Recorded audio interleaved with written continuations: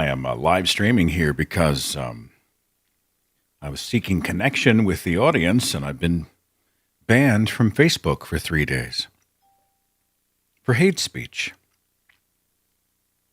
I'll get into that story in just a second. Hang on just a second. I might turn the volume down on my cell phone.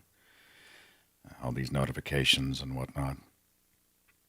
Email notifications on personal account and the Thinking Atheist account and the Seth Andrews.net account and then the texts. And now I get these spam calls, and they're robocalls. You can't even chew them out. And I report them. I've got this, what's the app called? Who Are You? And then you can report them as spam so that other people who have the app can see the report. But, it doesn't seem to help. And they're all the same types of calls. Hi, this is your representative from Google. Well, we all know that Google does not call people. And don't hang up. We've got an important message regarding your account, whatever that is. And it's monumentally frustrating because, your phone rings enough as it is. You get enough notifications. There's enough sensory input in your life as it is. But, you add the robocalls. I mean, has anybody ever said, oh, thanks, Google, let me, dial in whatever. Let me give you my personal account information. Has anybody ever done that? I guess it must work for somebody. Otherwise, the planet's shysters and scam artists would realize it's an exercise in futility. Was it P.T. Barnum who's credited with saying that no one ever went broke, underestimating the stupidity of, how's that quote go? No one ever went broke underestimating the stupidity of the general public. Shit, I'm sure I got that wrong. Let's see. Am I missing anybody in the chat room? I'm not seeing any chat so far. So I sort of did some revisions and adjustments. If you are here and watching, please chat something. What was I talking about? I'll come back to the ban. Muted my phone. Oh, yeah, I was... I'm interested in... Natalie says that... She says I have a dark side. And those who know me know that it's like loving horror movies and horror games. And loving people at the same time. There's everybody. Thanks. I just want to make sure that the stream was going on. It's so, I have a tremendous love for people. I'm the guy who scoops up the kitchen spider and takes it outside and sets it free. Unless it's something that might be a danger to the animals. If it's a wolf spider or whatever. A brown recluse, all bets are off. But, if it's something harmless, it's going to go out and kill flies and whatnot. Yeah, fine. So I'm the guy who I just wouldn't hurt a fly. Well, I'll hurt a fly. But you get the point. I love horror games. It was the other day after the shooting at the John Madden video game tournament in Florida that somebody was again blaming the scapegoat of video games. Violent video games are responsible, and they're talking about restrictions on video games. And, somebody on Twitter pointed out the obvious. Hello, they're playing Madden 2019. Are you going to outlaw football, for Pete's sake? The whole argument falls apart. And there's been data and studies on violence in video games and whatnot. Some people consider it kind of a release. I enjoy it. I'm playing Resident Evil 7. I chainsawed in the head a zombie hillbilly. Okay? It's dark. But he was coming after me with these sort of chainsaw shears. They had chainsaws on each side of the shears that are like trying to cut my head off. And it's a dark little game. But it's still fun. It's fantasy. It's cathartic. It in no way makes me a violent person, But I am fascinated by the darker things, the darker shades of humanity. Documentaries about, very dark episodes in human history. These things fascinate me. Do we all have a dark side? and what does it take to reveal that, and what causes other people to go from, a life where on the surface they are peaceful, but in their, in their second life, in their other life, in their alter life, they are something awful that no one would ever have expected or predicted. I mean, this is fascinating stuff. This is why true crime stories are often so very compelling, because we want to know. I mean, death and these dark stories are fascinating. And this is the case with me. Whether you're talking about, oh God, I can't even think of a good example at the moment, except for the book that I am listening to on Audible about the BTK killer. And it's weird. I just came off the making of the Princess Bride book by Cary Elwes, who starred as Wesley. And so he's got this lighthearted romp through the making of this beloved 30-year-old film by Rob Reiner, The Princess Bride. I love the movie. It is just so lighthearted and fun and full of goodness. It's so quotable. The characters are so rich. The Princess Bride. I come off The Princess Bride. In my eclectic library, I come off The Princess Bride and I begin my book about BTK. And I'll tell you what's interesting is that I know the argument from needless suffering, which is also known as the argument from evil, is for many a trite argument against the idea of a benevolent God. But for me, it's still front and center. I keep hearing about the goodness of God, and in my instance, in my circumstance, we're talking about the Christian God. The goodness of God, the goodness of God, the goodness of God. God is so good, God is just, God is merciful, God is love. And then you read about BTK. For those who don't know much about it, let me give you. Dennis Rader was the BTK killer. BTK stands for bind, torture, and kill. And it was chilling. He would stalk these people who appealed to him, women and young children. And he would go into their homes and he would do the most unspeakable things to them before killing them. He enjoyed the act of torture. He enjoyed seeing them suffer. I mean, this is a person who completely lacks empathy, which is, in my mind, one of the most scary things on the planet. We're surrounded by the horrors of humanity, but someone who cannot empathize, someone who doesn't really care if you're in pain, perhaps even in some way is amused by it or entertained by it. That's truly terrifying. It's, these are the monsters among us. There are a lot of studies about how this happens. Is it nature or nurture? I think it's both. Or it can be both. I'm no expert. But I saw an HBO documentary about Richard Kuklinski, the Iceman killer. And he was interviewed by a renowned psychiatrist. I forget the man's name. It's on HBO documentaries. If you want to go find it in archive, it's probably 15, 20 years old by now, but it's still interesting. And he was talking about how Richard Kuklinski was just beaten to a pulp as a child by his father. His father showed no emotion. His father was, this agent of dread and violence and emotional disconnection in his life. And so he saw his mom beat up and his father was, beat him with belts and wrenches and who knows. And so the psychiatrist was talking about the potential that this guy has. He has these tendencies and he's going to act them out. And so the formative years of his life really begin to inform which direction he's going to go. So instead of becoming a contract killer for the mafia and horribly killing over 100 people without any feeling for them, I mean, zero feeling for them, really, had he been nurtured in a different way when he was a child, it's possible that he may have gone out and built something that truly benefited the world. Maybe he would have been that...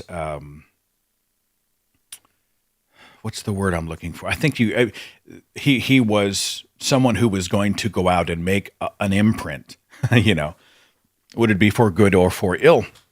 And that was informed by the violence of his childhood and the emotional disconnection from his father. And I find these stories very interesting. There are some out there, when they hear about the killers, they get upset when you try to talk about the psychology, how they got there. Were they born or were they made?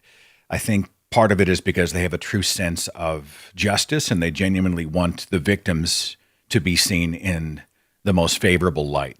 And they're afraid that if we stop and analyze too much the mind of the killer, that we might be creating a victim narrative for the killer. And I disagree with that. I mean, I don't see Richard Kuklinski as a victim in the big picture, but I do think that he is in some ways a victim of the violence of his father, and he was not given the proper chance to be something else. I'm not excusing his murders, but doesn't understanding how these circumstances play into who he was and what he did, aren't these important if we're to be intellectually honest? And this is the case when we talk about the shooter in Florida. I saw somebody on Twitter who was like, he wasn't mentally ill, he was a monster. Look, I understand the sentiment. If he wasn't white, they would have called him a terrorist. I understand where you're coming from. There's a lot that informs this position. But the truth is, if he does have a history of being treated for mental illness, then if we are to be intellectually honest, we have to acknowledge that. I'm not excusing what happened. I'm not saying that he wasn't a murderer. But if he was genuinely mentally ill, that's something that we need to know so that perhaps we can better recognize in the future the signs of mental illness. Maybe we can create a greater sense of urgency to deal with these kinds of mental illness, to prevent the further loss of life, further violence, right? And there are some out there who say, if you say that, you are cheating the victims. I disagree completely. Jesus, why wouldn't we want to know as much as we can possibly know about the mechanisms in place that cause people to murder? We saw this in the atheist community. There was an atheist activist tragically shot and killed his wife. And he had no previous signs of violence. And so we stopped and said, well, holy shit, he had no previous history of violence. And in the minds of some, they thought we were trying to excuse this person. Well, he must have just snapped. Something must have just gone wrong. He was mentally ill, meaning he was also the victim. He's as much a victim as the person who was murdered. Therefore, we're equivocating, add to the fact that he's white and male. And oh my God, everybody just lost their minds. Well, stopping and saying, how does this happen? How do you get there? That's the responsible course. How was the killer made? Or was the killer born? Or both? We should be asking these questions, especially if we're going to try to prevent it happening in the future. Back to BTK. I'm still getting into, his formative years and whatnot.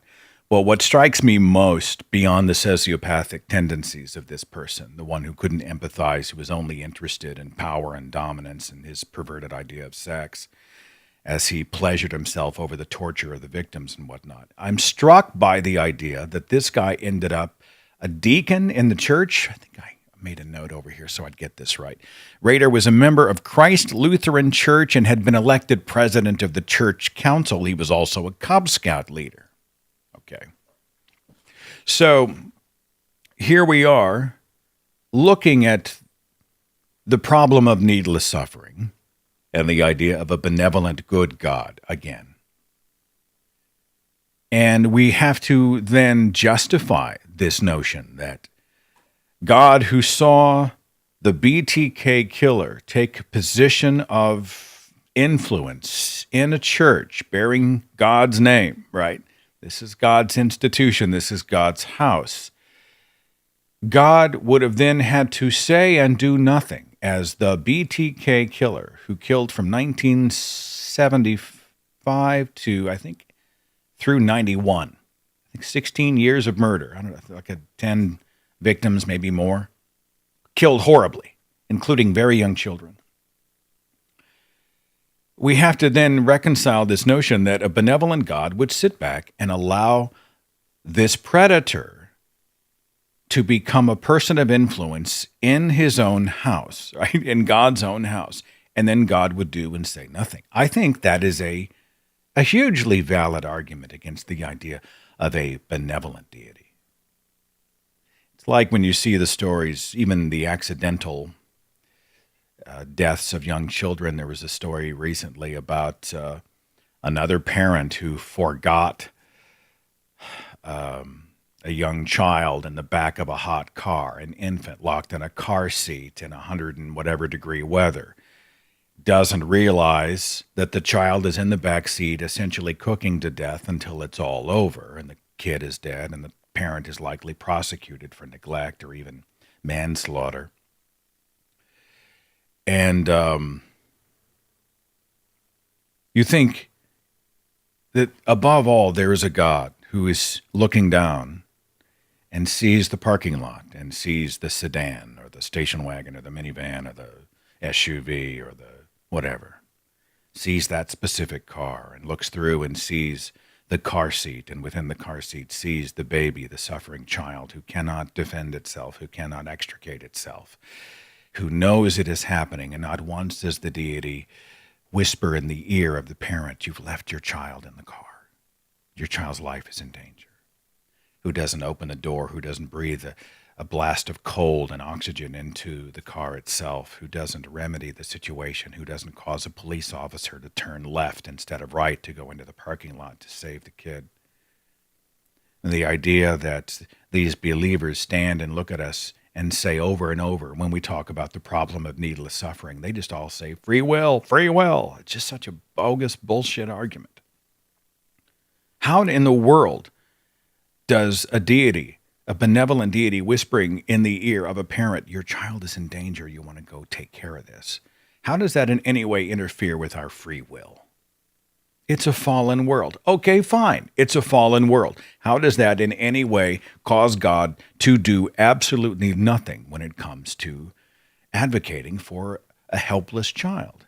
How in the world does a benevolent deity look at Dennis Rader and his entry into this Lutheran church where he has influence over people, adult and child, and is essentially representing God in a manner, right? He's part of God's structure of authority within the Lutheran church. How does God not tap the pastor on the shoulder and say, hey, this dude's kind of fucked up?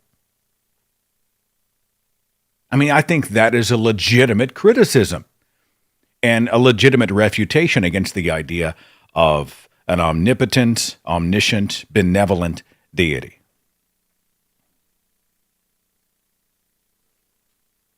The problem of needless suffering is an old argument, so people dismiss it early. But I do think that it remains a legitimate and extremely powerful argument against the idea of a benevolent God. Anyway, part of the book is hard to get through. I've actually found myself almost skipping forward a few times because, you know, BTK was very proud of what he did. He sat back and recounted in alarming detail each crime scene and what he said and what they said and what he did and how they reacted. And that's a tough listen. And some of it's, you know, I just found myself thinking, God, I just don't. Honestly, at this moment, in the context of what we're seeing in the headlines, it reminds me of what's happening in the Catholic Church. Pennsylvania the grand jury just released this big report about the abuse and cover-up within the Catholic Church, 6 dioceses out of 8 in Pennsylvania, and this abuse, this predatory behavior, and then the cover-up. And you think, you know, God is just, I mean, the church is supposed to be his house. If you knew any of this was happening in your house, okay, you would move hell and earth, so to speak, to make it stop. You'd have the authorities there. You would be putting your own life at risk, I'll bet, to be an advocate for other people in harm's way. You would be outraged to the marrow. You would be desperate to, in that microsecond, make it stop, make the evil stop, make the abuse stop. And yet we're supposed to buy this notion that God he wants to help, but it's a fallen world and free will. I actually get to the point where I get angry when I hear that excuse. Do you ever feel that way? Someone says, it's a fallen world. Sin entered the world through Adam and Eve, and therefore God just can't come down and rescue the helpless children who are being preyed upon by priests. Why not? Free will. Okay, let's have God come down while the child is in the presence, let's call it, of the predator before the abuse has taken place. And let's have God say, hey, Timmy, Susie, you can come with me and I'll keep you safe and bring you to your family and never let harm come to you here. Or you can go with Father whoever. Your choice. You've got free will. Let's try that. It doesn't make any difference. I don't know. Just now taking a look at the comment section. Forgive me, I'm going off on a diatribe. Oh, yeah, my ban from Facebook is why I'm doing this particular... I try to get on social media and post several times a day, but I can't because my account has been banned for 3 days. Well, apparently I'm guilty of hate speech. Let me just tell you the story, and then you can decide if I was in the right or in the wrong, and I'll respect your opinion either way, okay? So I think Mockery is a great tool on the larger stage, not one-on-one, but Mockery is a great tool for revealing that we are not afraid. We're not worried about blasphemy laws. We're not worried about blasphemy, period. And I come from Christianity where, the rape of a child is not the unforgivable sin. Blasphemy against the Holy Spirit is the unforgivable sin. Okay? You hurt the Holy Spirit's feelings, that's unforgivable. You can't come back from that. All these other things, Hitler's Holocaust and all that. Well, Jeffrey Dahmer, he can say the salvation prayer in prison before he's knifed to death, and then it looks like he's going to join many of his victims in heaven. But I think Mockery is sometimes a healthy demonstration that what you consider to be sacred and what you're taking way too seriously, I do not. And so I enjoy Jesus humor. I talk about this a little bit in the show, our 400th broadcast next week. There's Buddy Christ, and there's Dashboard Jesus, and there's all these Jesus memes and Jesus humor. I love Monty Python, The Life of Brian type stuff. Just blasphemy is actually, it's kind of cathartic. I used to be oppressed. I used to be controlled. I used to walk around as a kid whispering under my breath the prayer of forgiveness. Please, God, forgive me for having a bad thought. Please, God, forgive me for not being perfect. Please, God, forgive me for being tainted and born in sin. And please, God, forgive me. I'm so unworthy. I'm so unworthy. I'm so unworthy. Now, I'm like, if it mocks Jesus, I just might post it, I'm certainly not afraid of it. And I think the same must be true for Scientology and their crazy-ass beliefs. We'll go after Mormonism. We'll go after the Jehovah's Witnesses. We'll go after cults and cult leaders. And yes, I will go after Islam. And Islam is a funny thing because you get it from both sides. From the Islamists, obviously, you're going to get Islamophobia, which I think is a nonsense term. Islam is an idea, and they cry racism. Islam is not a race. Islam is an idea that is embraced by people of all shapes and sizes and stripes and races and creeds and colors and everything else, all around the world. All around the world. It's not a Middle Eastern thing, and you'll find fundamentalist, radical even Islamic nations, but Islam is an idea. It is not a race.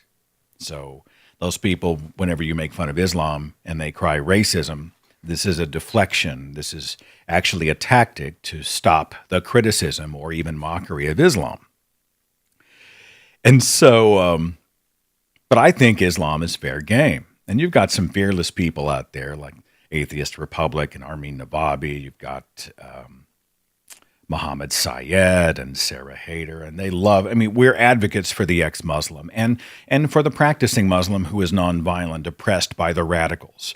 We are an advocate of people, but at the same time, sometimes, it's okay to tweak at the sensitive nerves of a specific religious belief. And this was my thinking going in. So I posted this meme that got me banned from Facebook for 3 days. Here's the photo. I put that on Facebook, and most of the people, they went with it, right? Oh, and honestly, if you look at it on its surface, the majority are safe. Those majority of those numbers are safe, okay? It's just every once in a while you come across the exploding bomb that does all the damage. So, I mean, yeah, some people got themselves in a twist over it and said it was hateful or it was discrimination against Muslims or it was hate speech or whatever. But, I have people make fun of Oklahomans and rednecks. And when I was a Christian, we had people make fun of Christians. And you know what? I slept like a baby at night. This, to me, is not hate speech. Okay? So, apparently, somebody disagrees with me. And I don't know if I was targeted. I'm sure it was an algorithm or... but it looks like some people went in and flagged it. And then not only did they delete the post, but I couldn't log on to the account. And I was informed that I was in violation of Facebook's community standards. Okay? Now, what's interesting, let me find this image and see if I can show it to you real fast. This photograph was deemed by many to be perfectly acceptable. Certainly, Facebook did not ban me for it. And I think it's because there's a double standard in place. I think that, it's one thing to mock Christianity. Well, that's fine. That's free expression. Islam, it's hate speech. It's bigotry. It's racism. It's whatever. And I think it's because many quote unquote progressives, people who consider themselves to be enlightened thinkers, have decided that in order for us to be enlightened, that we have to just defer to Islamic teachings and the Quran and all Muslim cultures. I think I'm an advocate for people to be able to practice a personal, peaceful Muslim faith. But Islam as a religion it's not off limits. Islam is fair game, all right? So anyway, if you don't want to get banned from Facebook, you can post Christian stuff, that's fine. But if you post the Islam stuff, you may be in trouble. Lee, thank you very much for the donation. I mean, shouldn't Islam be in our crosshairs? The Prophet Muhammad marrying and having sex with a child. I think he married the girl at 6 and had sex with her at 9. I mean, we're going to go after pedophiles, right? If we go after violent verses in the Bible, can't we also go after the violent edicts in the Quran? If we're advocates for humans and human rights, which religion right now on planet Earth is the greatest threat? I mean, let's just be honest. Which one is the greatest threat to human rights? Could be, I think, convincingly argued that it's radical Islam. Let's see. Alexander said, if you're not allowed to express hate, you can't express love. Hate speech, it's a regressive tactic to silence critics.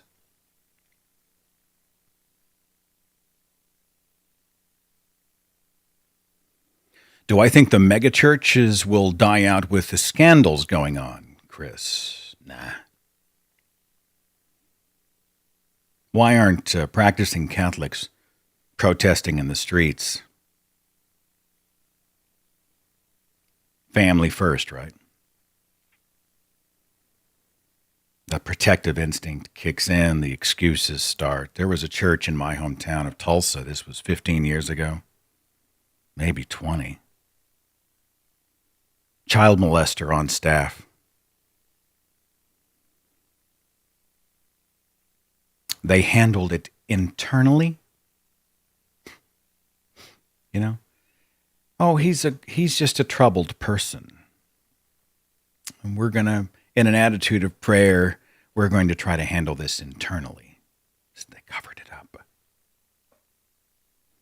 He'll be in prison for the rest of his life because he was ultimately found out, and the legitimate questions kicked in. Why in the world didn't you call the freaking cops? Why were you handling it internally? We're against pedophilia there. We should be. We're against pedophilia in the Catholic Church. We damn sure better be against pedophilia in the Quran. Do I think that that people who can somehow excuse or ignore this type of stuff are going to walk away from their megachurches with all the scandals? Nah. I think it's going to be more like a death by thousands of cuts. I think it's going to be more about people being less and less fundamental. And, church attendance will probably continue to wane, but the church is a master at evolution. And so the church will always be working, molding itself to try to remain relevant culturally, which is why you get the Joel Osteens of the world, the people who are selling this happy, clappy faith that makes you feel good, but there's not too much meat on the bone. It's because fundamentalism is becoming more and more irrelevant and obsolete, and people just want to feel good. They're going for comfort and community. Well, hell, the megachurch is made for that. Don't have to get too close. You don't have to get too connected. You're relatively anonymous because you're one of 15,000 people. You're in, you're out. You feel like you did your spiritual duty, and now you can go live a secular life the rest of the week. If anything, it might empower the megachurch. JFM says, what is my opinion on liberal Christians? Are they just empowering bad ideas? I think they're like the moderate Muslim. I'm glad they're walking away from fundamentalism. I would just like them to realize that the people who are less fundamental are walking away from the tenets of their own faith because they object to it or don't need it, which means they're less of an adherent to that faith. They're less religious, not more. Anything else before we call it a day? Shit! I'll just leave the raw video up here. Forgive the audio drops earlier, my friends. I'll try to save this setting so that if I use images down the way, that it won't be so much of a pain in the ass for you, the viewer. I want to make sure I'm being a good steward of your time. Anything else? Let's see.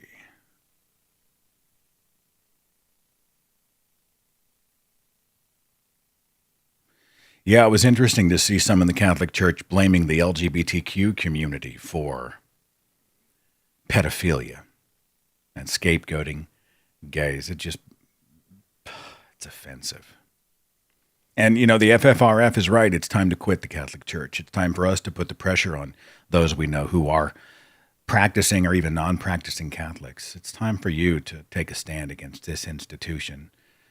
Your moral duty is to say, no more. I won't be associated with them. If this was a private school or a corporation or another institution, you'd be on your way out the door. But because it's a church, you're sitting on your hands. If you care about kids, it's time for you to quit the Catholic Church. I think that's absolutely fair. Anyway, thanks for streaming with me, my friends.